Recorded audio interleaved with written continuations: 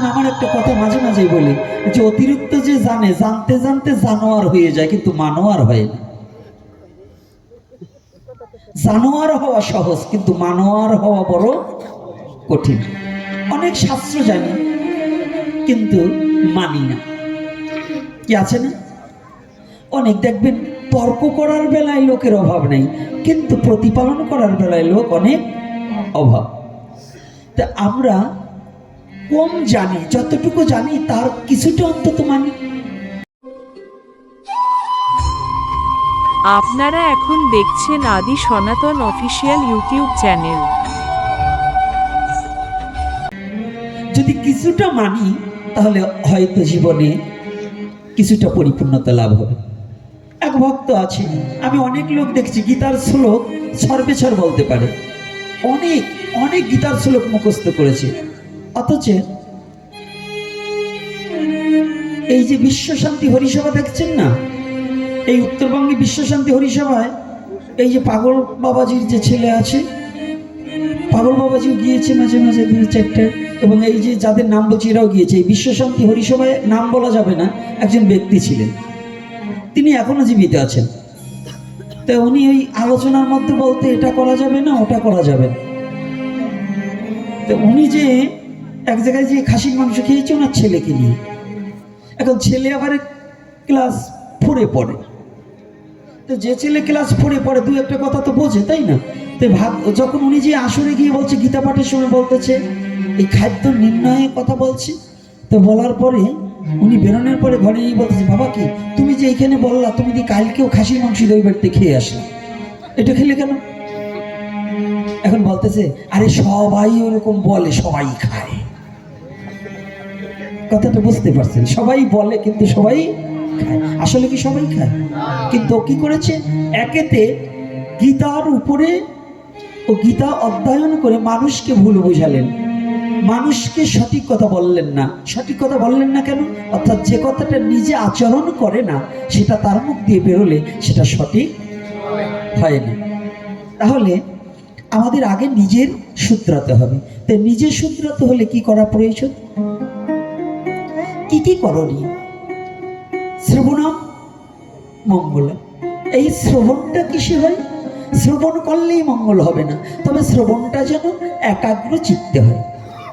এখানে অনেক লোক এসেছেন, যদি শ্রবণের উদ্দেশ্যে এসে হরিকথা ভিন্ন যদি বাড়ির কথা স্মরণ করেন, যদি কার সাথে মারামারি করেছিলেন, কার সাথে 6 বছর আগে ঝগড়া করেছিলেন, সে আপনার পাশে বসেছে, আপনি ঠিক হরিকথার সময় ওই একটু চাইপে তাকে ঘাই দিলেন কিংবা একটু আমার চোখে তাকালেন, তাহলে আপনার এখানে হরিবাসর, আপনার পরিস্থিতি আর একটা আর্য গরুর পরিস্থিতি এক হয়ে গেল। আর্য গরু যেমন তার হিংসা নিন্দা দুটো শিং আছে, দুটো শিং, একটা হচ্ছে হিংসা আর একটা নিন্দা। ওই আইভি গরুর দুটো শিং আছে। এড়ে গরু চেনেন তো? ষাঁড় গরু যাকে বললে, আমি একটু বাংলায় বলছি, একেবারে কেউ বাংলায় এড়ে গরু। তো ওই এড়ে গরুর দুটো শিং, মানুষ রূপে কিছু এড়ে গরু আছে আমার মতো, এই আমার মতো, আপনাদের মতো বলছি না, আপনারা তো ভক্ত, আমার মতো। তাই এই আমার মতো কেমন, আমি শুধু মানুষকে হিংসা আর নিন্দা করি, এটা আমার স্বভাব হয়ে গেছে। তাহলে বুঝতে হবে আমি গোপীনাথ এখনো দেহটা আমার মানুষের মতো, কিন্তু স্বভাবটা আমার এড়ে গরুর মতো। হিংসা নিন্দা দুটো শিং দিয়ে শুধু মানুষকে গুতগুতি করি, কিন্তু ভজনের পথে আনার যোগ্যতা আমার নেই। কারণ আমি নিজে ভজন করি না বিধায় এই ভজনের দৃষ্টিকোণটা আমার হারিয়ে গেছে। এই বিশ্ব জগতের মাঝে আমি জগৎকে ভালোবাসতে পারিনি। এই শ্রীকৃষ্ণ চৈতন্য মহাপ্রভুকে, যত পৃথিবীতে যত বৈষ্ণব আছেন, আমি সমস্ত বৈষ্ণব সাধুগুরু বৈষ্ণবকে, পৃথিবীর সমস্ত ভক্তদেরকে দণ্ডবোধ করে বলছি, যারা মহাপ্রভুকে মানেন, মহাপ্রভুকে জানেন, মহাপ্রভুর আদর্শটাকে যারা হৃদয়ে ধারণ করতে চান, আমি পৃথিবীতে আমি বলতে চাই, মহাপ্রভুকে যদি জানে, দয়াল নিত্যানন্দকে যদি কেউ মানে, দয়াল নিত্যানন্দ পরিবারের যদি কেউ দীক্ষিত হয়, যদি সেই গুরুদেবরা যদি সেই বংশ পরম্পরা বলে যে আমি নিত্যানন্দ বংশের, কিন্তু তার মধ্যে যদি নিত্যানন্দের মতো এমন দয়া না থাকে, করুণা না থাকে, প্রেম না থাকে, তাহলে নিত্যানন্দের বংশের হয়েও সে জানোয়ার রূপী মানুষ, সে কোনোদিনও নিত্যানন্দকে পরিচয় দিল সে নিত্যানন্দের বংশের হতে পারে না। হরিবল হরিবল। কি কষ্ট পাচ্ছেন নাকি আমার কথা? হ্যাঁ, আমার নিতাই চাঁদের কত বড় দয়া, কত বড় করুণা আপনারা জানেন। ছোট্ট বলছি, লীলা আজকে 3টা 4টে যা মহাপ্রভু যেখানে ন্যায় হবে, কিন্তু একটু ছোট্ট কথা বলছি। দেখুন, দয়াল নিতাই চাঁদ আমাদের বাংলাদেশে কোন, হ্যাঁ তোমার কোন পরিবার? নিত্যানন্দ পরিবার। ও কি গদাধর পরিবার? গদাধর পরিবার। তুমি কি অদ্বৈত পরিবার? অদ্বৈত পরিবার কি এরকম আছে না? আছে কি না? আচ্ছা, এই পরিবারতে কি হবে যদি আপনি ভজন না করেন? বড় নৌকা যদি ছিদ্র হয়, বড় একটা মোটা গাছে নৌকা বাঁধলে নৌকা কিন্তু ওপারে যাবে না, নৌকা ঘাটেই তলিয়ে যাবে। বলো না গো রাধে রাধে। তুমি যে যত বড় পরম্পরার কাছ থেকে দীক্ষা নাও না কেন, যদি তুমি নিজে ভজন না করো, নিজের চরিত্রের পরিবর্তন না করো, যদি নিজের হিংসা নামক ওই ছিদ্রটা থাকে, যদি অহংকার নামক ছিদ্র থাকে, যদি ক্রোধ নামক ছিদ্র থাকে, যদি পরনিন্দা চর্চা নামক ছিদ্র থাকে, তাহলে তোমার এই দেহ তরিখানা ভগবানের প্রেমের ঘাটে কখনো যাবে না, পৌঁছাবে না, ওই কামনার ঘাটেই তলিয়ে যাবে। বলো না গো রাধে রাধে। যাবে কিনা বাবু? এই দেহ তরিখানা যাবে? যাবে না। গৌরহরির প্রেমের ঘাটে বাধা যাবে না।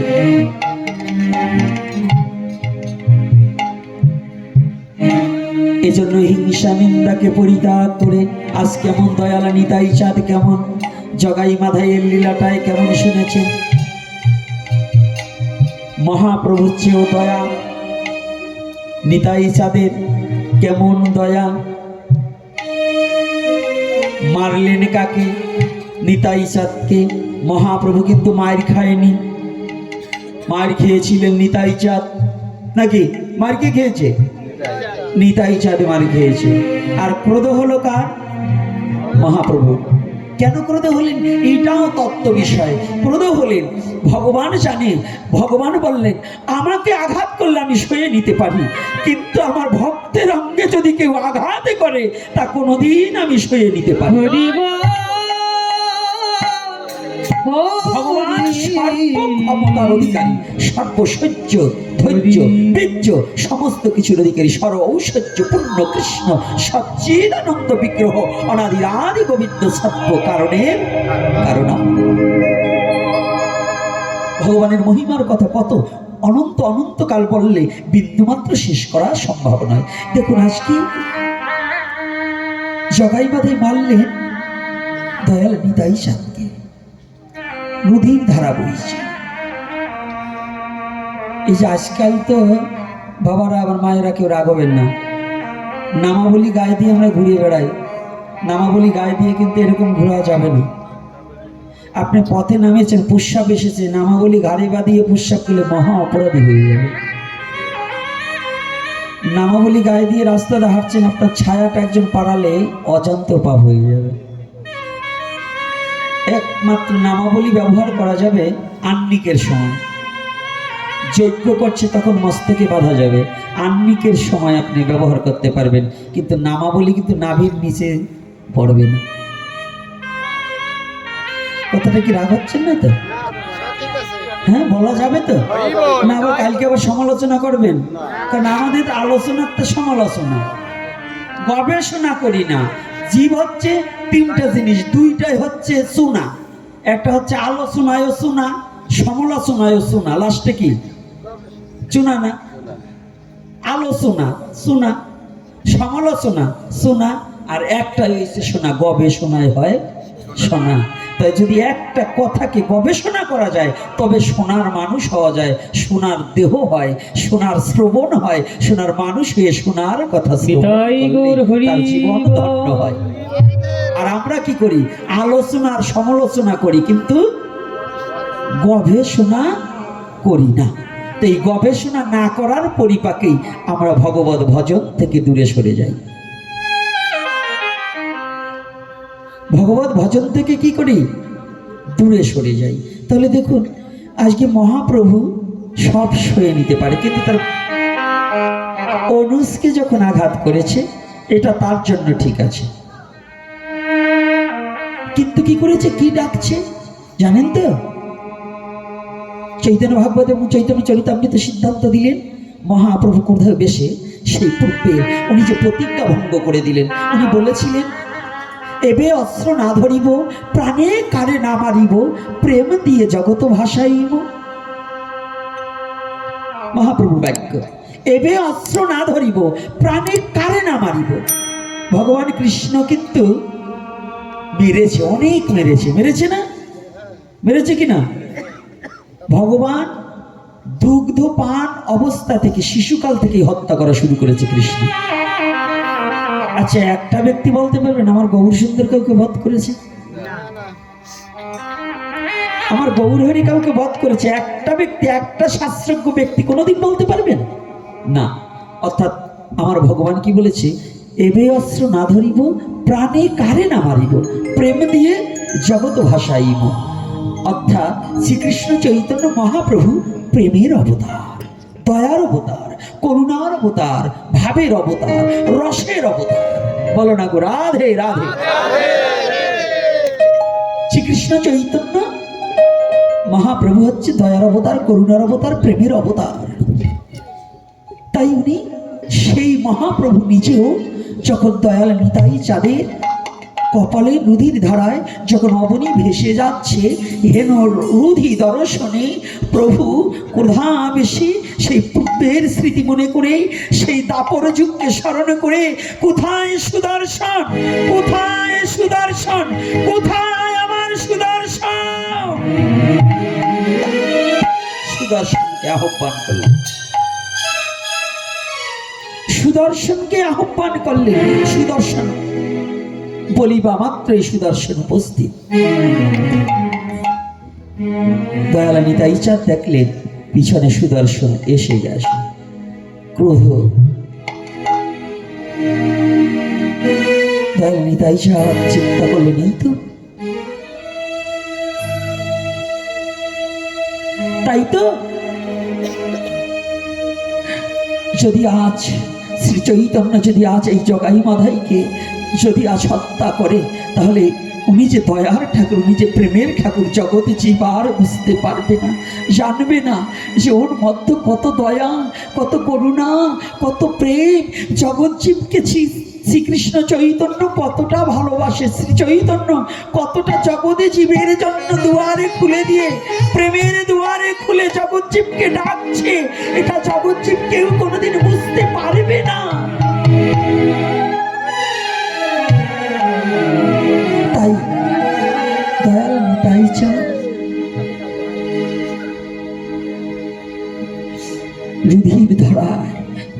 রুধির ধারায় ধরা ভেসে যাচ্ছে। যখন সুদর্শনকে দর্শন করে ভাবলেন আর জগাই মাধের নিস্তার নেই, তবে এই ক্রোধটাকে কি করে সম্বরণ করাতে পারি?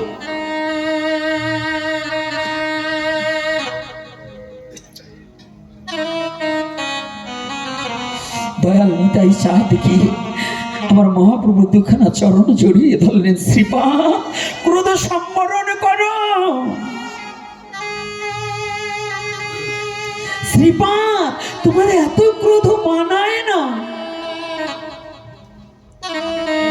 মহাপ্রভু বললেন, ভাই হয়ে ভাইয়ের, দেখছি সমাজকে কি দিয়েছে জানেন?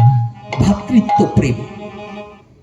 মহাপ্রভু ভ্রাতৃত্ব প্রেম, পিতৃত্ব প্রেম থেকে মহাপ্রভু দেয়নি এমন কোনো প্রেম বাকি রাখেনি। কিন্তু আমার মতো মুরজি মহাপ্রভু প্রেমটাকে উপলব্ধি করার মতো যোগ্যতা হয়নি।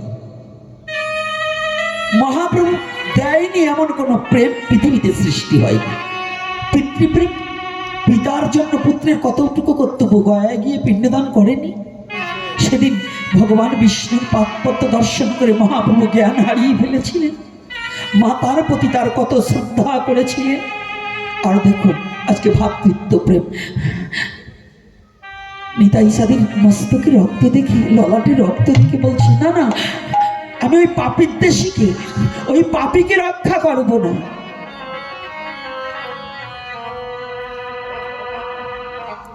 দয়াল নিতাই চাঁদ চরণ দুখানা জড়িয়ে ধরছে, না না শ্রীপাদ, এত ক্রোধ করা যায় না, এত ক্রোধ তোমার মানায় না।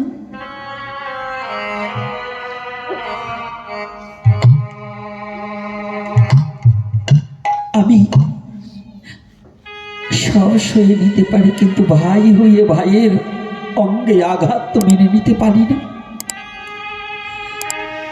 আমি ভাই হয়ে আমার ভাইয়ের অঙ্গে আঘাত মেনে নিতে পারি না। জগৎজীবকে শিক্ষা দিলেন, এই কলিহত জীব তো এক ভাই আর এক ভাইকে হত্যা করার জন্য প্রচেষ্টা করে।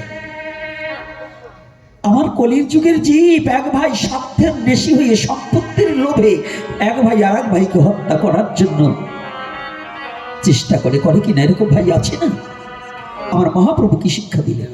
আমার মহাপ্রভু শিক্ষা দিলেন, না না, ভাই হয়ে কখনো ভাইয়ের আঘাত মেনে নেওয়া যায় না। যদি প্রকৃত মানুষ হও তুমি, তাহলে তুমি ভাইয়ের যন্ত্রণায় ভাইয়ের ব্যথায় ব্যথিত হবে। আচ্ছা বলুন তো, মহাপ্রভুকে বললেন, তুমি এত ক্রোধ হয়েছো কেন? বলছে, এত ক্রোধ হব না মানে তুমি কি জানো, জগৎ জীব যদি বাবাকে হারায় তাহলে পুত্র কোলে নিলে ওই পিতৃশোকটাকে পাশরা যায়।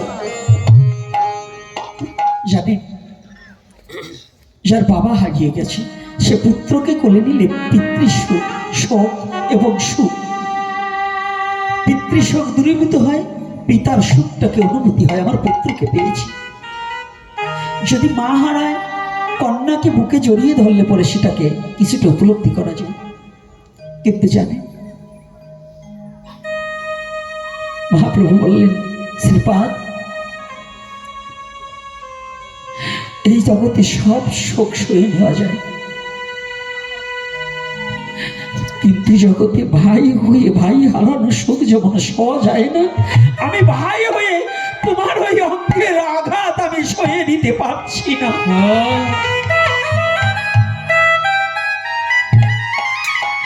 তোমাকে আমি বুঝাতে পারবো না শ্রীপাদ।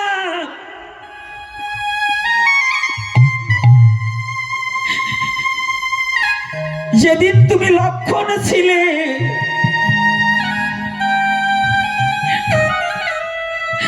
শক্তিশাল যেদিন তোমার পক্ষে পড়েছিল, একমাত্র সেদিন আমি তোমার জন্য হাহাকার করেছিলাম। সেদিনই জেনেছিলাম ভাই হারানোর কেমন যন্ত্রণা, কেমন বেদনা।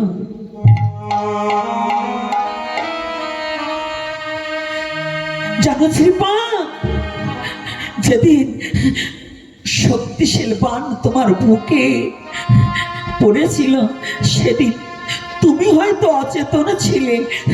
তুমি ওই সেই শক্তিশালী বাণে আঘাত প্রাপ্ত হয়ে তুমি অজ্ঞান অবস্থায় ছিলে, কিন্তু তুমি যন্ত্রণাটা উপলব্ধি করনি। যন্ত্রণাটা উপলব্ধি করেছিলাম আমি। রাম অবতারে সেদিন যন্ত্রণাটাকে উপলব্ধি করেছিলাম আমি, সেদিন তুমি করনি। জগৎজীবকে ভাই হয়ে ভাইয়ের ভ্রাতৃত্ব প্রেমের টানটা কেমন, ভ্রাতৃত্ব প্রেম কেমন, প্রেমের অবতার, সেই প্রেমটাকে বুঝাবার নিমিত্তে বলছি, আজ আমি ক্রোধান্বিত হব না মানে? যদি আমার ভাই হারা হতে হতো, আমি সেই ত্রেতা যুগে যেমন ভাই হারিয়ে কতটা কেঁদেছিলাম, যদি আমার হনুমান না থাকতো সেদিন তো আমার ভাইকে আমি ফিরে পেতাম না।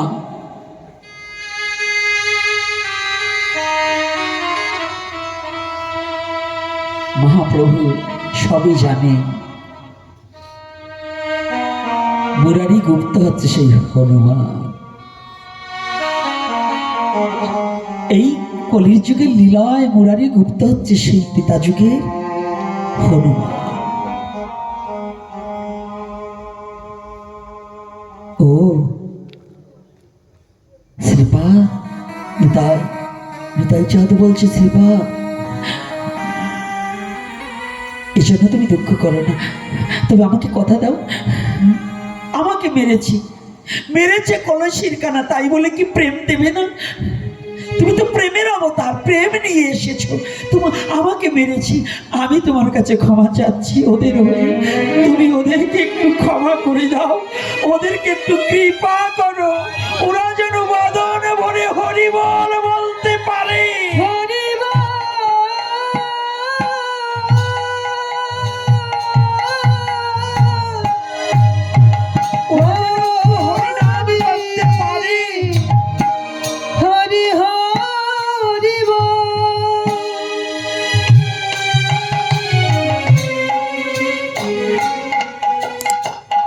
বলুন তো যারা ভক্তজন, যে ব্যক্তিটার নদীর ধারা বইছে, ধরণী ভেসে যাচ্ছে, সে দুখানা চরণ জড়িয়ে ধরে বলছে, ওদের তুমি ক্ষমা করে দাও, ওদেরকে তুমি কৃপা করো, ওরা আমাকে মেরেছে, কিন্তু ওদের তুমি ক্ষমা করে দাও। জানেন, এই দয়াল নিতাই চাঁদ যদি না হতো, তাহলে গৌরকে কেউ চিনতে পারতো না, গৌরকে। আর যদি গৌর না হতো, তাহলে ব্রজ ভজন রাধা কৃষ্ণ কি বস্তু এটাকে কেউ জানতে পারত না, কেউ বুঝতে পারত না, কেউ বুঝার যোগ্যতাও রাখত না। আজকে আমাদের একটু অনুভূতির জগতে নিতে হবে। যদি আমরা সত্যিকার সেই দয়াল নিতাইকে মানি, আমরা গৌর হরিকে মানি, তাহলে বৈষ্ণবের ধর্ম কি নিজের অপরের কাছে ক্ষমা চেয়েও যেন জগৎজীবের শান্তি প্রতিষ্ঠিত হয়। নাকি? রাধে রাধে। আমাদের কি করা কর্তব্য? কি করা কর্তব্য বাবা? আমরা এমন কর্ম করতে হবে যে জগৎজীবের সুখ আসুক। আমার যদি একটু দুঃখ হয়, আচ্ছা, সাধুদের কোনো ভক্তের কোনো দুঃখ থাকে না কেন? সবই যদি ভগবানকে অর্পণ করো, তাহলে দুঃখটা কি অর্পণ করনি? রাধে রাধে। তাহলে আমার দুঃখ, বিষ্ণুপ্রিয় দেবীর কাছে একদিন জিজ্ঞাসা করলে, সেই কল্পনা কল্পনা বিষ্ণুপ্রিয় দেবীর ছোটবেলার বান্ধবী। আপনারা যারা বান্ধবী বলছেন না, আগের দিনে সই বলা,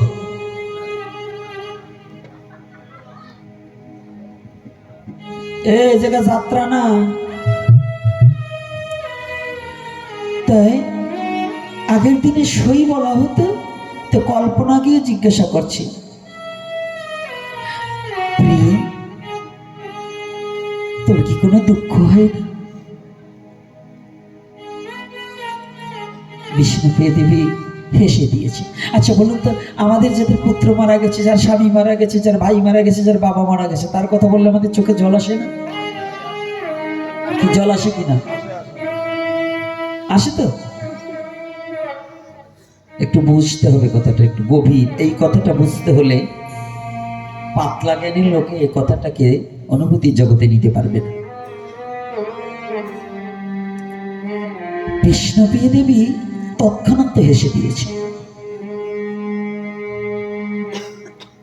হেসে দিয়ে বলছে, কেন রে, আমার দুঃখ কিসে? বলছে, যে মানুষটি তোর এত রূপের, তুই রূপ একবার দিকে পাগল হয়ে গেলি, তুই গঙ্গার ঘাটে জলান্তে গিয়ে তুই প্রায় ডুবে মরতেছিলি, স্বর্ণ কোমল ভেবে তুই গৌরচাঁদকে দর্শন করে তুই যে মরতে চেয়েছিলি। মানে মহাপ্রভু প্রাতকালীন স্নানে গিয়েছে, আর এদিকে বিষ্ণুপ্রিয়া দেবী তখন বিবাহ হয়নি, সনাতন তনয়া গঙ্গার ঘাটে জল আনতে গিয়েছে। কিন্তু হঠাৎ করে মহাপ্রভুর এই বদনখানা জলের উপর দিয়ে সমস্ত শরীর তলিয়ে গিয়েছে, কিন্তু বদনখানা দেখেছে তো, এই ওটা কমল, মানে কমল মানে পদ্ম, তো পদ্ম মানে তাও যেন তেন পদ্ম নয়, স্বর্ণ কমল ভেবেছে। স্বর্ণ কমল মানে স্বর্ণের পদ্ম ফুল ভেসে যাচ্ছে, এইটা ভেবেছে। যখনই বিষ্ণুপ্রিয়া দেবী ধরতে গেছে, এই মহাপ্রভু একটু ঝাড়ি দিয়েছে। মানে ঝাড়ি মানে কি, মানে একটু লড়াচড়া দিয়েছে। কি তাহলে মানুষ ওই যে একবার রূপ দর্শন করে বিষ্ণুপ্রিয়া দেবী ঘরে এসে ওই রূপটাকে হৃদয়ে নিরীক্ষণ করে আর ওই রূপ হৃদয় থেকে সরাতে পারেন। একবার দেখায় বিষ্ণুপ্রিয়া দেবী হৃদয়ে মাঝে গেঁথে গিয়েছে। তো বলছি, তুই যে মানুষটাকে একবার দেখে আর ভুলতে পারলি না, তুই সমস্ত ভুলে গেলি, ওই একজনকে দেখে সব ভুলে গিয়েছি। তুই শুধু ওই মানুষটাকে দেখে, তাহলে কি মহাপ্রভু মানুষ না?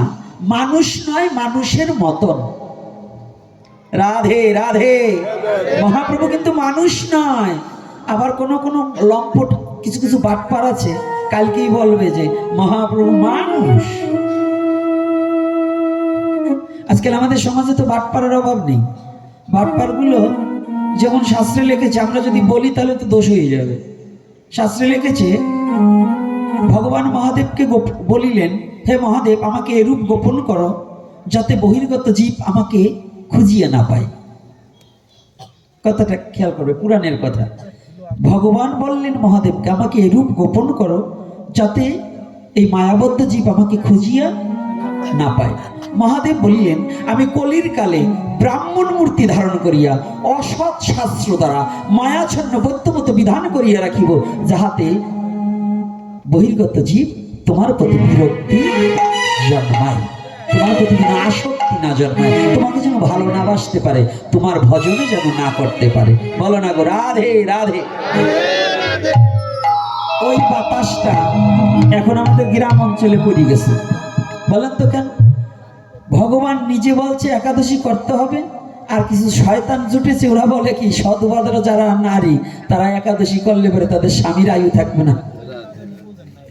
ওই যে ওই দলের ওই শয়তান কয়টাই গ্রামে নামে গেছে। সাক্ষাৎ ভগবান যে কথা বলছে তার কথার কোনো মূল্য না দিয়ে অমুক পুরাণে লিখেছে। আরে বাবা, পুরাণে অনেক কথা লিখেছে। শ্রীমদ্ ভগবত গীতার 700 শ্লোকের মধ্যে মাহাত্ম্যের কথা নাই, তার পিছনে কিন্তু মাহাত্ম্য অ্যাড করা আছে। সেখানে লেখছে স্বর্ণের সহিত ব্রাহ্মণকে গোদান করিলে পরে অমুক ফল লাভ হবে। তা আপনারা সাধারণ বছর বাদ দিয়া এই যে এখন 2 লাখ টাকা বড়ি, এক বড়ি স্বর্ণ দিয়ে এখানে গীতা ওই যে চন্ডাল ব্রাহ্মণকে দান করিয়ে দেবে, তাতে সাধন ভোজন করার দরকার কি? তাহলে তো ভগবানকে পাইয়েছে কি? আরে কর্তারা, গীতা যখন ছিল তখন ওই মাহাত্ম্য বর্ণনা করা হয়নি। ওই মাহাত্ম্য পরে অ্যাড করা হয়েছে কিছু লোভী লোক, যে গীতার সাথে চ্যাপ্টারটা যদি ঢুকাতে পারি লোক সমাজকে ঠকাতে বড় সহজ হবে। কেন? গীতাখানা বের করেই, আরে গীতার শ্লোক একটা বলিবে না বলি মাহাত্ম্যটুক সব পড়বো। এই মাহাত্ম্য যখন পড়া হবে তখন বলবে অমুকের দ্বারা অমুকের দান করলেই হয়, খালি দান দেও আর দেও। আরো কি লাগছে মাহাত্ম্যে? গীতা পাঠে যদি অন্যায়ভাবে পৃথিবীকে হরণ করিয়া লয়, গীতা পাঠের ফলে তার সব পাপ নষ্ট হইয়া যায়। আয়তাটা বুঝছেন? মানে খাবে তো খাবে, একেতে মিথ্যা কথা বলবে, আরো ঐশ্বর্য বৃদ্ধি করে আপনাদেরকে ধ্বংস করার একটা বিধান করে দিয়েছে। এই জন্য গীতা পাঠ করা যাবে, গীতার 700 শ্লোকের মধ্যে থাকবে। গীতার মাহাত্ম্য বলতে কিছু নাই, শুধু 18টা নাম উচ্চারণ করা যাবে। কিন্তু ওই যে যা বলছে বলো নিজেকে খাওয়ার বুদ্ধি করে নিছে। রাগ করছেন নাকি? কোথায় কি মিথ্যা বলছি বলুন? আছে কিনা গীতার মধ্যে? তাই যদি আপনারা এই অসৎ কোনটা সৎ কোনটা এইটাকে গ্রহণ করতে হবে। ভগবান কয় জায়গায় বলছে একাদশীর কথা? কেন বলছেন একাদশীটা? সাক্ষাৎ ভগবান স্বয়ং এই কলির অবতীর্ণ যিনি, কলির পাবন অবতারী যিনি, যুগনায়ক যিনি। ভগবান বহুবার এক যুগে আসতে পারে, কিন্তু যুগনায়ক একজন। 4 যুগের 4 জন, তার মধ্যে শ্রীকৃষ্ণ চৈতন্য কলির যুগের, শ্রীকৃষ্ণ চৈতন্য কলির যুগে অবতার। আর সব ক্ষণ অবতার হতে পারে, অবতার হতে পারে না এটা বলা যাবে না, কিন্তু যুগ অবতার একজন, তিনি কে? শ্রীকৃষ্ণ চৈতন্য মহাপ্রভু। তাহলে শ্রীকৃষ্ণ চৈতন্য মহাপ্রভু বললেন 8 হইতে 80 বছর পর্যন্ত প্রত্যেকটা তার মাকে পর্যন্ত নির্দেশ দিলেন একাদশী করার জন্য। আর এই আমাদের এই চন্ডালগুলো বলে, বুঝলেন তো চন্ডাল কারা? যারা মহাপ্রভুকে না মেনে অসৎ শাস্ত্র দ্বারা মানুষকে বিভ্রান্ত পথে নিতে চায়, ওরাই সবচেয়ে বড় চন্ডাল। এই চন্ডালগুলো বলে যে নাকি সাধুবারমণিদের একাদশী করা যাবে না। পুরাণ কয়খান নেবে? বিষ্ণু পুরাণ থেকে আমি উদ্ধৃত আছে, তাতেও বলেছে একাদশী বাধ্যতামূলক সমস্ত নারী। নারী যদি ঋতুবতীও হয় তথাপিও একাদশী পরিত্যাগ নয়। ঋতুবতী হলেও কালী পুজো বন্ধ, দুর্গা পুজো বন্ধ, সরস্বতী পুজো বন্ধ, শিব পুজো বন্ধ, ব্রহ্মা পুজো বন্ধ, কিন্তু একাদশীর ব্রত ছাড়া যাবে না। বলো না গো রাধে রাধে রাধে রাধে। কি রাগ হচ্ছে নাকি আমার কথা? আবার হ্যাঁ, আরে কিছু কিছু লোকে তো ফাইটিও যাবে, আমার কি ফাটলে? গাছের তে পড়িয়ে গেল চম্পা সাত, যার সেই জায়গা ব্যথা তার সেই জায়গা হাত। আমি কি বলা বন্ধ করবো নাকি? সত্য কথা বলা যাবে না? যাবে কিনা? এই জন্য সত্যটার উপরে স্টাম্প মারতে হবে। বলো না গো রাধে? কায়দা আছে, কেউ সাহস পায় না, বলবে না, ভয় নাই, আমি বলেই যাব। এটা আমাকে ভগবান বলবার জন্য বলছে, আমি বলে যাব। বলা বন্ধ করবো না, তবে সত্যটা বলবো, যেন নিজের কিছু না বলি। যে কথার মধ্য দিয়ে জগৎ জীবের আত্মোন্নতি উপলব্ধি হবে, সেই কথাটার মধ্য দিয়ে যেন সময়টাকে অতিবাহিত করে জগৎ জীবের মঙ্গল সাধনের জন্য যেন কর্ম করতে পারি। যদি আমার মৃত্যুতে যদি জগৎ জীব শান্তি পায়, আমি হাসি মুখে মৃত্যুবরণ করতে পারি, এতে আমার কোনো ভয় নেই। তথাপিও যেন ভক্তগণের হৃদয়ে একটু শান্তি হোক, এজন্য আমার জন্ম হয়েছে। আমার জন্মটা মিথ্যা বলার জন্য নয়, শুধু আমার জন্ম নয়, আপনার জন্মটাও কিন্তু মিথ্যা বলার জন্য নয়। আপনি সনাতনে জন্মগ্রহণ করেছেন সত্যকে গ্রহণ করার জন্য, সনাতনে জন্মগ্রহণ করেছেন সত্যকে বলার জন্য, সনাতনে জন্মগ্রহণ করেছেন সত্যটাকে তুলে ধরার জন্য, সনাতনে জন্মগ্রহণ করেছেন আপনি সত্য প্রতিষ্ঠার জন্য। বলো না গো রাধে রাধে? কি করবেন? না অসত্যকে ধরবো? কোনটা অসত্য না সত্য? সত্য নাকি? আপনার কি অসত্য কথা চান না সত্য কথা চান? তা সত্য কথা চাইলে মহাপ্রভুকে একটু মেনে নিয়ে, মহাপ্রভুর চেয়ে আবার সব চূড়ায়। এদেশে কত চূড়ার কত দাপট দেখলাম। আমার মহাপ্রভুকে মানবে না, আবার ওই চূড়ারকে নিয়ে নাচানাচি করতে হবে। যে আমার মহাপ্রভুকে অবজ্ঞা করবে, মহাপ্রভু বাক্যকে অবজ্ঞা করবে, কুকুরের মুখ দেখা যাবে, তার মুখ দেখতে নেই। মহাজন কি লিখেছে জানেন? যার মুখে ভাই হরি কথা নাই, তাহার কাছে তুমি যেও না। যাহার মুখ দেখিলে ভুলে যাবে হরি, তাহার মুখ পানে তুমি চেয়েও না। আমি বলছি না, মহাজন বলছে। তাহলে যার মুখে ভাই হরি কথা নাই, তার কাছে তুমি, যাহার না, যার মুখে ভাই হরি কথা নাই, তাহার মুখপানে ছিল, যাওয়াও যাবে না, চাওয়াও যাবে না। এজন্য এটা হিংসা করছি না, এটা কিন্তু হিংসার কথা নয়, এটা হিংসার কথা নয়। কারণ কাঁচা ইট, আপনাদের এখানে যে এখন ইট পোড়ায় না, ভাটা ইট পোড়ায় না? আচ্ছা বলুন তো বাবা, কাঁচা ইটটা যদি জলের মধ্যে ফেলার সাথে সাথে কাঁচা ইটটা থাকবে? আর যেটা পোড়া হয়ে গেছে, হ্যাঁ, পোড়াটা তো মিশবে না। আর যদি কাঁচাটা হয়, মাটির ইট মাটি হয়ে যাবে, তাই না? তদ্রূপ এ কথাটা বলছে কাদের জন্য? যারা ভক্তি জীবন গঠন করতে চাচ্ছে, তারা ভক্ত সঙ্গ ভিন্ন, অভক্তের সঙ্গ করলে তাদের জীবন নষ্ট হয়ে যাবে। এই জন্য এই অভক্তের সঙ্গ কখনো করা যাবে না। বলো না গো রাধে রাধে? রাধে রাধে।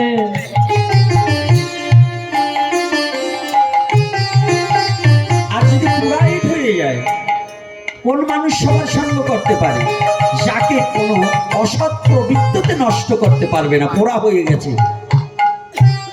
আমার ভজন হলো সারা, আমার সাধন হলো সারা, নদীর তাদের কান্তায় আমি কান্তই আমার গোড়া। যারা একমাত্র এইভাবে ভজন করেছে, যারা সমস্ত কিছু ভগবানের চরণে অর্পণ করে দিয়েছে, তাদের মতো তারা যার সাথে মিশুক নষ্ট করতে পারবে না। যেমন ঠাকুর হরিদাস লক্ষ হীরার সাথেও মিশেও তাকে নষ্ট করতে পারেনি, পেরেছে? কিন্তু আমি হলে হরিবোল হয়ে যেতাম, ওই রূপ দেখলেই হরিবোল হয়ে যেতাম। দেখুন পতঙ্গ যেমন অগ্নি দেখলেও পাখনা একটা পুড়ে গেলেও আবার আগুনের মধ্যে ঝাঁপিয়ে পড়ে, তদ্রূপ কামাতুর ব্যক্তি নিজেও ওই রকম কামগ্নিতে ঝাঁপিয়ে পড়বে, কিন্তু নিজেকে রক্ষা করতে পারবে না। বলছে তুই এরকম কেন? এই প্রিয়ে, যে ব্যক্তিটা তুই একবার থেকে সব ভুলে গেলি, সব ভুলে গেলি, আর সেই ব্যক্তিটা তোকে ছেড়ে চলে গেল, আর তুই এখনো এরকম। বলছে আমার দুঃখ হবে কেন? আমার দুঃখ সুখ যা ছিল সবই তো আমি যেদিন হতো এই গৌর কৃপা করে তার চরণের দাসী করেছিল, সেদিন হতে আমার দুঃখ জ্বালা যন্ত্রণা যা ছিল সব আমি ওই চরণে দিয়ে দিয়েছি। মা, বিবাহর আসরে আগে স্বামীর বদন দর্শন নয়, প্রতিটা নারীর উচিত বিবাহ বন্ধনে যখন আবদ্ধ হয় প্রতিটা নারীর উচিত ভগবানের কাছে প্রার্থনা করে ওই পতির চরণ ধৌত করার সময় সেদিন বলতে হয় যে, হে প্রভু, আজ এই প্রাকৃতিক জগতে পতিরূপে যাকে আমার দেহটা রক্ষার দায়িত্ব দিয়েছ, হে জগৎপতি, আমার এই প্রাকৃতিক জগতের পতির মধ্য যেন ভজন করিতে করিতে তুমি জগৎপতি তোমার কৃপা লাভ করতে পারি। তুমি একটি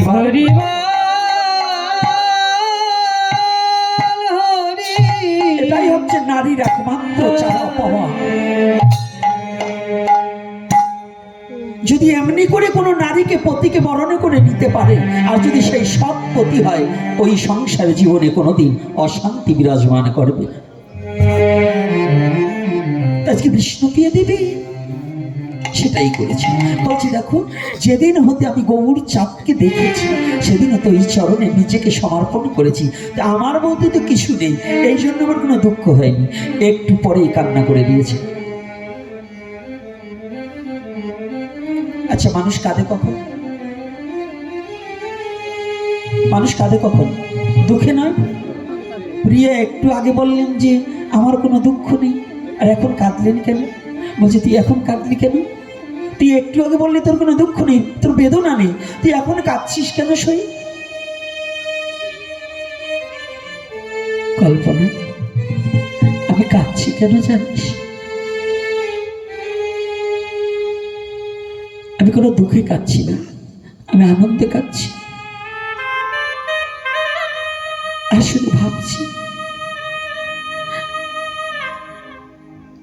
যে ব্যক্তিটা আমার ছিল আজকে অনন্ত অনন্ত কোটি ব্রহ্মাণ্ডের জীবকুল যার চরণ তরি বাসনা করে, যার চরণ বন্দনা করে, ওই মানুষটা তো আমার মানুষ ছিল। ও মানুষটা অন্য কারো নয়। তবে আমি কাঁদছি কেন জানিস? ওই মানুষটাকে কাছে পেয়েও আমি তাকে চিনতে পারিনি।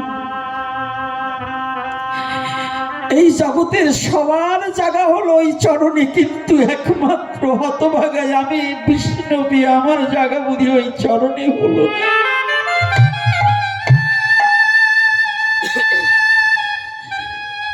ওই চরণ দুখানা বুঝি আমার জন্য নয়।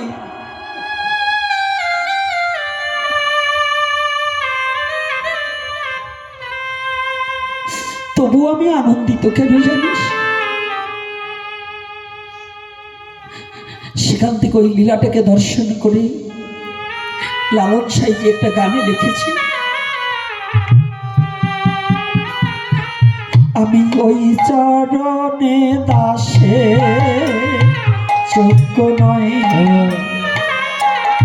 আমি ওই চরণের দাসে যোগ্য নই, ওই চরণে দাসে যোগ্য নয়, ওই চরণে দাসে যোগ্য নই, নাইলে মোর দশা কি এমন হয় রে, মোর দশা কি এমন হয়, ওই চরণের দাসে যোগ্য নয়, আমি ওই চরণে ওই চরণে দাসে যোগ্য নই, নাইলে মোর দশা কি এমন হয় রে, নইলে মোর দশা কি এমন হয় রে, নইলে মোর দশা কি এমন হয় রে, মোর দশা কি এমন হয়, ওই চরণে দাসে যোগ্য নই, আমি ওই চরণে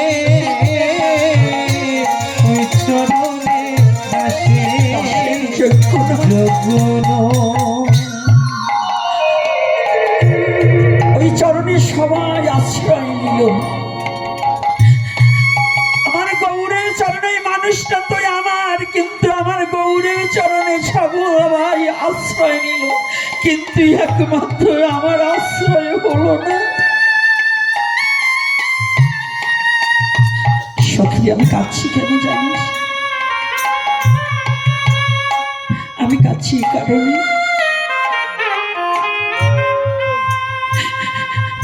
যদি আমি তো কোনো আশ্রয়হীনা, তবে আমার গতি কিবা হবে? তবে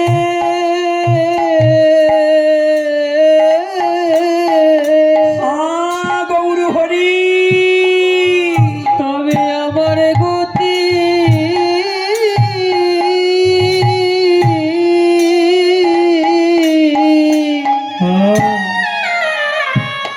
কিবা হবে? তবে আমার গতি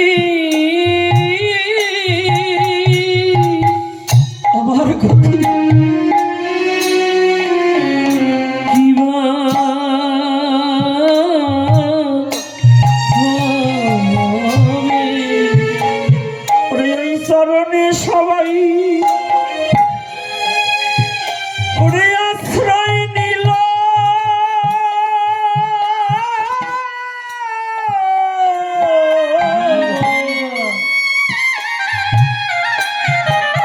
এইভাবে শুধু আমি একা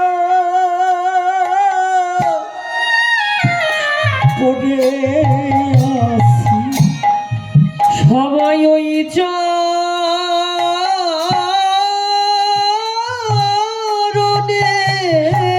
আমার গৌরের চরণে সবাই আশ্রয় পেল, এই জগতে সবাই আশ্রয় পেল।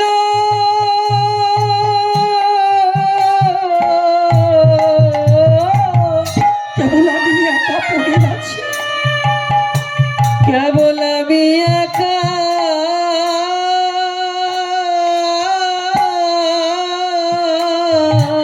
পড়ে আছি। পড়ে আছি ওই চরণে সুরে সুরে ওই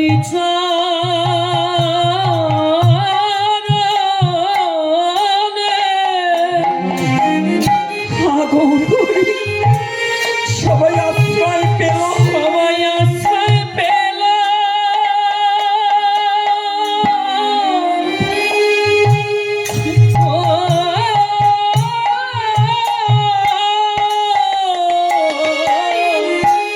কেবল আমি একা পড়ে আছি। কেবল আমি একা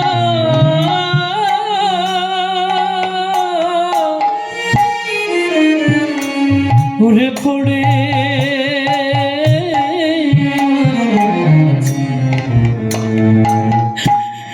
ওরে একে একে সবাই তারা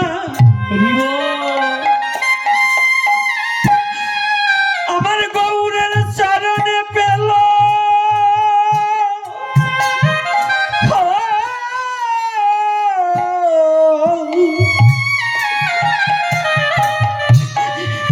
শুধু বাকির মধ্যে কেবল আমি বাকি। সবাই গো এ জগতে সবাই গৌরের চরণ পেল, গৌর চরণ পেল।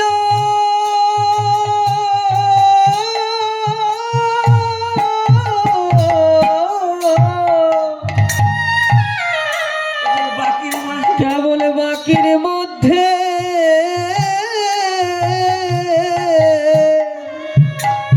আমি বাকি ঘুরে এই জগতে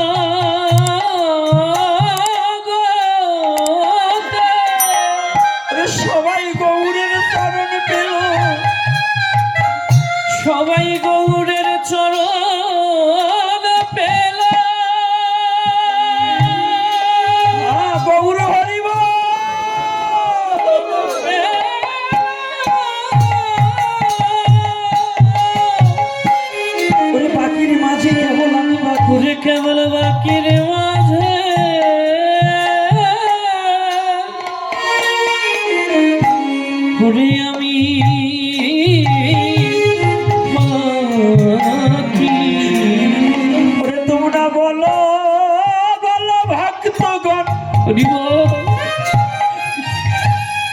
ওরে কি হইবে আমার গতি,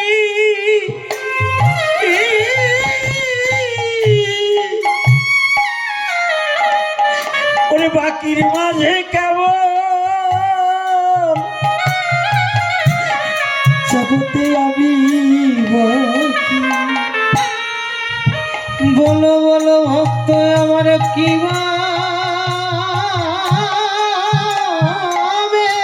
আমার গতি, আমার গতি, আমার গতি।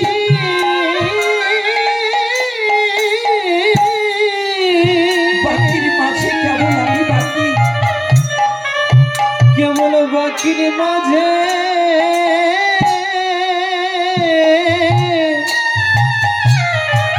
আমি বাকি, কেবল আমি বাকি।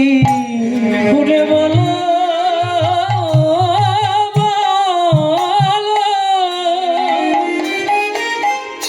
ভক্তগণ, হে ভক্ত কি হইবে আমার গতি, কি হইবে আমার গতি। বাকির মাঝে, ওরে বাকির মাঝে মাঝে আমি বাকি, ঘুরে আমি একাই বাকি। ওরে আমার গৌরের চরণের কৃপা থেকে ওরে রইলাম বাকি।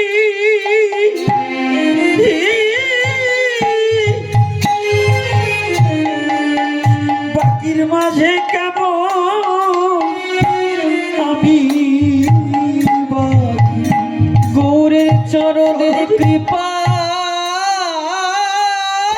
থেকে গৌর হরি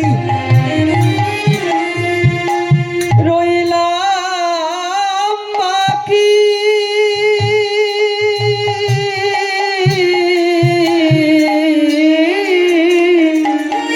বাকির মাঝে কেমন কেবল বাকির মাঝে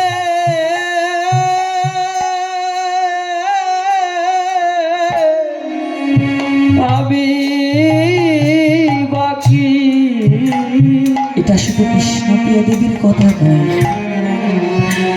আমার মতো বুড়ো ব্যক্তি যিনি যিনি কোনদিন গৌরাঙ্গ মহাপ্রভুকে ভালোবাসতে পারিনি, তার রাতুল চরণে সমর্পিত চিত্তটা করতে পারিনি, আমারও কথা ভাবে আমি বাকি, আমি বাকি, হবে আমি বাকি, আর আমি বাকি, আর আমি বাকি।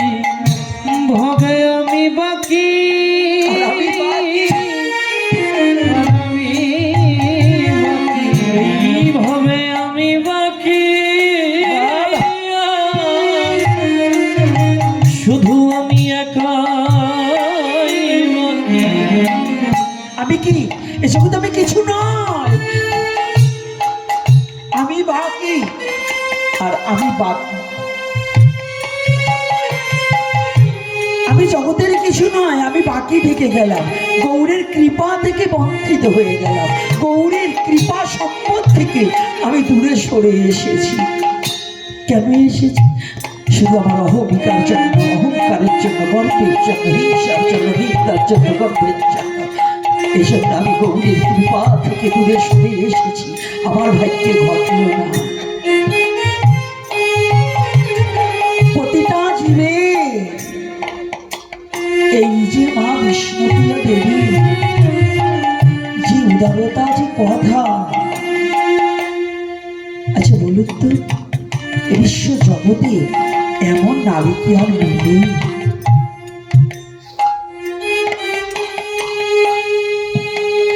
কোথায় গেলে পাবো এমন কথা আর এমন নারী আমার গৌরের মতো, এমন শুদ্ধ চিত্ত আমার বিষ্ণুপ্রিয়া মায়ের মতো এত সৎ চরিত্রের অধিকারী এই ব্রহ্মাণ্ডে আর আছে নাকি?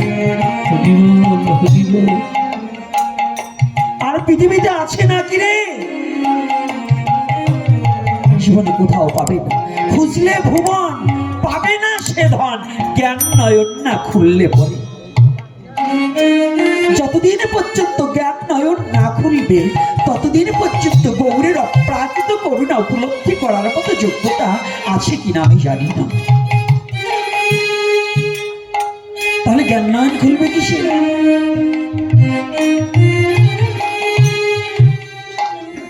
এই অজ্ঞানতা দূর হবে কিসে? অজ্ঞানতিমিরন্ধস্য জ্ঞানাঞ্জনশলাকয়া চক্ষুरुन्मीलितं तस्मै श्रीगुरुवे नमः।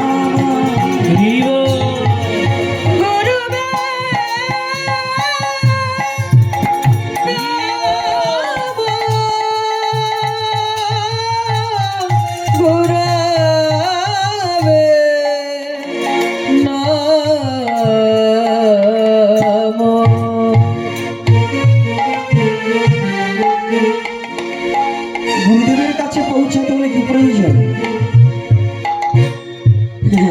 এত সহজেই গুরু নয়। গুরুদেবের কাছে পৌঁছাতে হলে এই ভগবত তত্ত্ব উপলব্ধি করতে হলে গুরু কৃপা ভিন্ন হবে না, আর গুরু কৃপা পেতে হলে সৎসঙ্গ ভিন্ন হবে না, সৎসঙ্গ ভিন্ন হবে না। এজন্য বলছি কি, একটা আগে আখর দিতাম একটা গানে, সতের সঙ্গ নিলে মন তুই নিজে সৎ হবি, অসতের সঙ্গ নিলে তোর পরম বস্তু হারাবি। তাহলে সতের সঙ্গ নিলে রে মন নিজে সৎ হবি, অসতের সঙ্গ নিলে কি হবে? তোর পরম বস্তু খোয়াবি। তো কথাটা তখন এই আখরগুলো গাইতাম কিন্তু বুঝতাম না, এখনো যে বুঝি তা না। এখনো এ জন্মে বোধ হয় জন্মে না জন্মিল রতি সাধুগুরু বৈষ্ণবের প্রতি। এই জন্মে বোধ হয় আমার হবে না আপনাদের রাতুলি চরণ, তবে হলে হতে পারে। বৈষ্ণব তো দয়ার সাগর, অযাচিত করুণার সাগর। আপনারা যদি অযাচিত ভাবে আপনাদের ওই চরণধূলি যদি এই পাপিষ্ঠর মস্তকে যদি একটু করুণা করে দান করেন, তাহলে হয়তো কোনোদিন হতে পারে।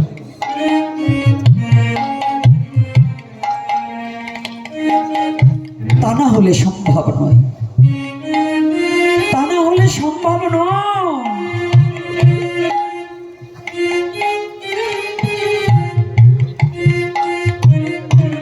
যতদিন পর্যন্ত গুরু কৃপা জাগ্রত নয় ততদিন পর্যন্ত এই তত্ত্ব উপলব্ধি করা সম্ভব নয়। শুধু সার হবে আশা যাওয়া। এই জন্য পদকর্তা বললেন শুধু সার হইবে আশা যাওয়া, সার হইবে আশা যাওয়া, তোমার সার হইবে আশা যাওয়া, তোমার সার হইবে আশা যাওয়া, সার হইবে আশা যাওয়া। তোমার হবে না আর কৃষ্ণ ভজন করা, সার হইবে আশা যাওয়া। তোমার হবে না কৃষ্ণ ভজন করা,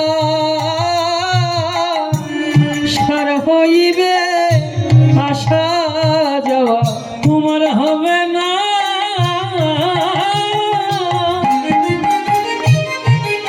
কৃষ্ণ ভজন করা, সার হইবে কেবল আশা যাওয়া।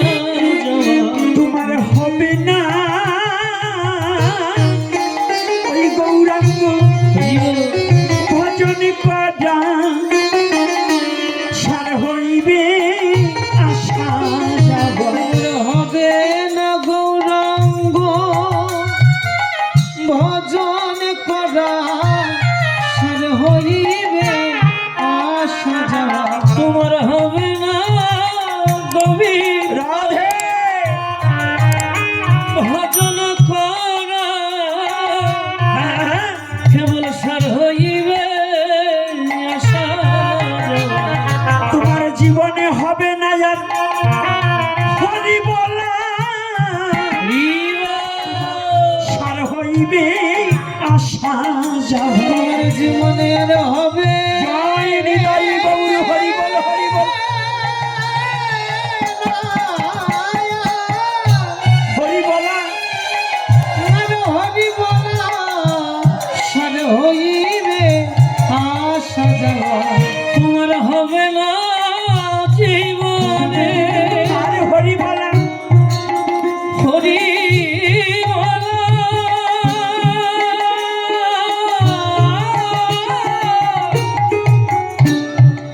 কেবল সার হইবে ভ্রমণ আসা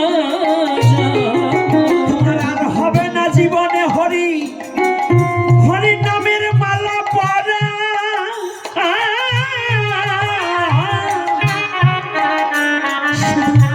সার হইবি আসা যাওয়া তোমার আর হবে না হরি হরি নামের মালা পরা হরি নামের মালা পরা বেশ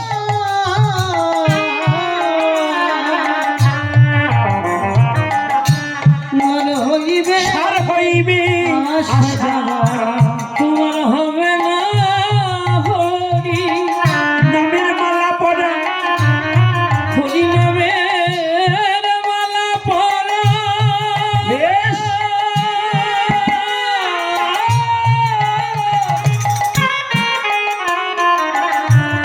কেবল সার হইবে হবে আসা যতদিন হিংসা নিন্দা না দূর হইবে শুধু সার হইবে আসা যাওয়া যতদিন হিংসা নিন্দা না দূর হবে সার হইবে আসা যাওয়া যতদিন হিংসা নিন্দা বদন ভরে একবার হরি বল হরি বল হরি বল কেবল সার হইবে আসা যাওয়া যদি তুমি একবার পেতে চাও সেই প্রাণ গোবিন্দ করো যে একবার ভক্তের সঙ্গ তুমি যদি পেতে চাও প্রাণী গোবিন্দ তোমরা করো রে ভক্তের সঙ্গরা পেতে চাও ওই প্রাণ গোবিন্দ বাবা সবাই ভক্ত সঙ্গ যদি পেতে চাও প্রাণ গোবিন্দ নিতাই গৌর হরি বল হরি বল একবার করো রে মন এমন ভক্ত সঙ্গ এ জীবনে আর কোনোদিন তোমার ভাগ্যে আর হয় কি না হয় না হয় রে। একবার করো রে এই ভক্তের সঙ্গ জীবনে আর হয় পানা এই ভক্ত সঙ্গ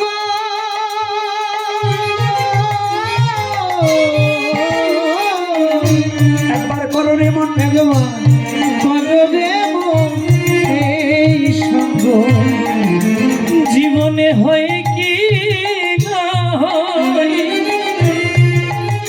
এমন ভক্ত সঙ্গ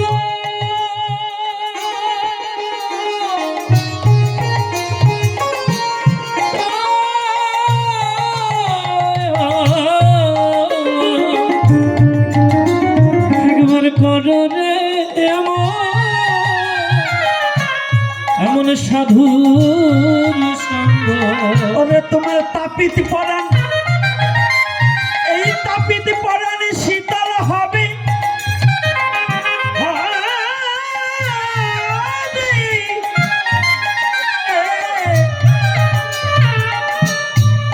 রে মন ভক্তের সঙ্গ। তোমার তাপি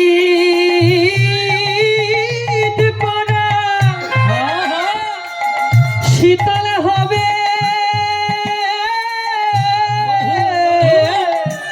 করো সবার ভক্ত সঙ্গ।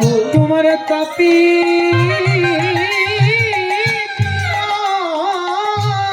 আবার তাপিতাঙ্গ শীতল হবে, শীতল হবে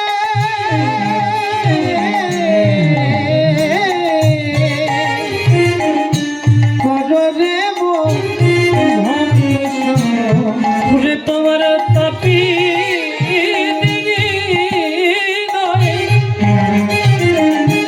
ওরে শীতল হবে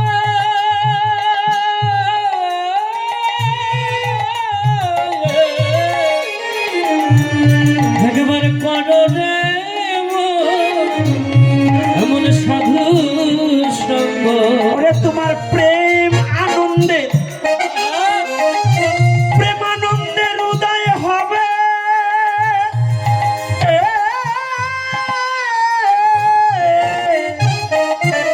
একবার করো রে মন এই ভক্তের সঙ্গ। তোমার প্রেম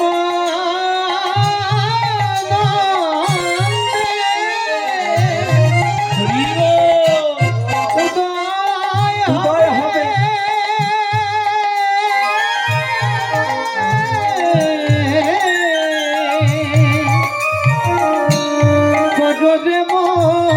ভক্ত সঙ্গ। তোমার প্রেম উদয় হবে, অনুদয় হবে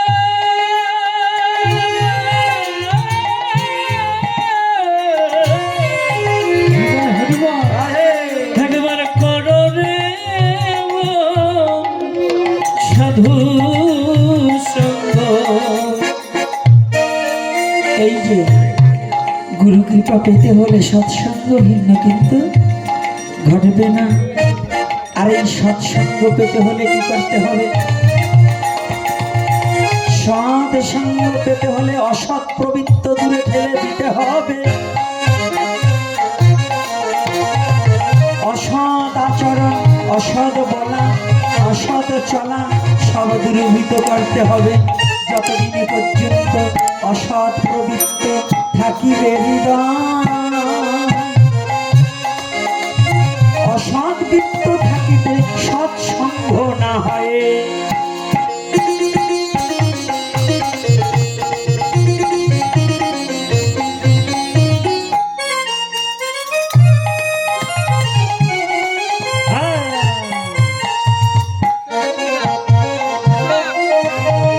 যদি জীবনে সেই অসৎ প্রবৃত্ত দূর করিতে চাও, সামনে থেকে এত উঠলে তো হবে না। বসে বসে হরি নামামৃত রস আস্বাদন করে লও। পিছন থেকে একজন